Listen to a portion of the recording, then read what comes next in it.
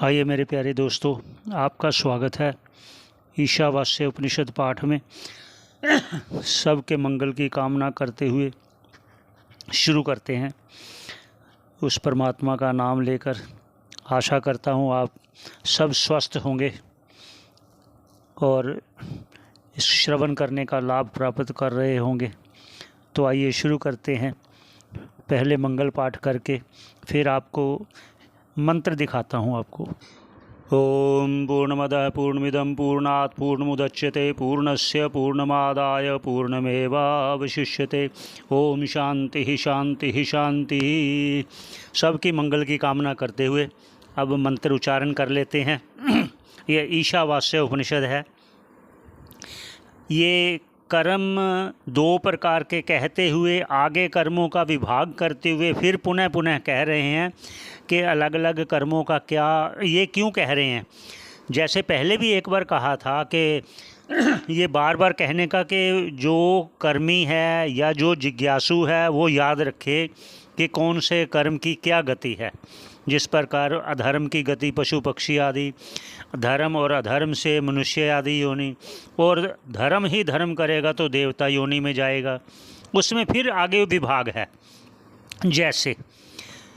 जैसे राजा है, फिर मंत्री है, फिर उसके संतरी हैं, फिर उसके आगे नौकर चाकर, जैसे ये विभाग है ऐसे ही कर्मों का विभाग करके बता रहे हैं। आइए उच्चारण करते हैं, फिर उसका जो भाष्यकार कह रहे हैं वो अर्थ करते हैं।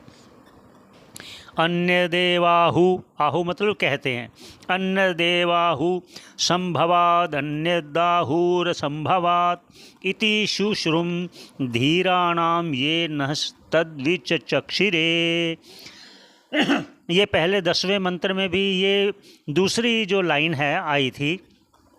ये से ऐसे शब्दों में यूज़ करते हैं, पूर्व अर्ध और उत्तर अर्ध। उत्तर अर्ध पहले भी आ चुका है। ये भिन्न भिन्न जो कर्मों का कहना है वो कह रहे हैं। कहते अन्य देवाहु कि ये अन्य मार्ग है, उसका ये फल है क्या, संभवाद। जो संभवाद अर्थात जो कार्य ब्रह्म है। ब्रह्म भी तीन है, जैसे कार्य ब्रह्म है, कारण ब्रह्म है। ये दो अलग अलग उपासना होती है। और आगे कहा है संभवाद अर्थात अगर आप हिरण्य गर्भ की आप करोगे उपासना तो आपको ऐश्वर्य सिद्धि, जो कहेगा ना अष्ट सिद्धि और नवनिधि प्राप्ति करते हैं, उनकी उपासना कर से ये होता है। अगर कोई फिर कहते हैं आहु कहते हैं असंभवात, जो अव्यक्त की उपासना करता है वो फिर पुनः पुनः जैसे पहले भी कहा है कि जैसी जैसी उपासना होगी वैसा वैसा कर्म के आधार पर उसको अगला जन्म मिलेगा। ऐसा आगे इति शुश्रुम ऐसा सुना गया है। किन से सुना गया है?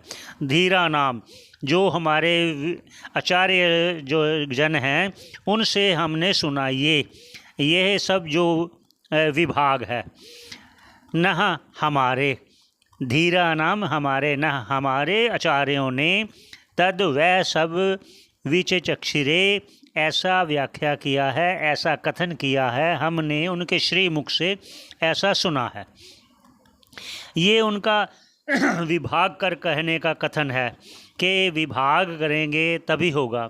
फिर भी पुनः कहते हैं क्योंकि ये जो मनुष्य जन्म है इसी में आप कर्म कर सकते हो, ऐसी जन्म में आप उपासना कर सकते हो, इसी जन्म में आप आगे आत्म तत्व का ज्ञान प्राप्त करके इस भव सागर से पार भी हो सकते हो।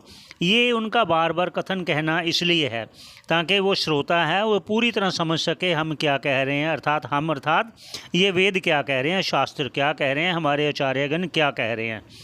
इसी प्रकार आप हमारे साथ जुड़े रहें। आपका बहुत बहुत धन्यवाद। श्रवण करते हैं।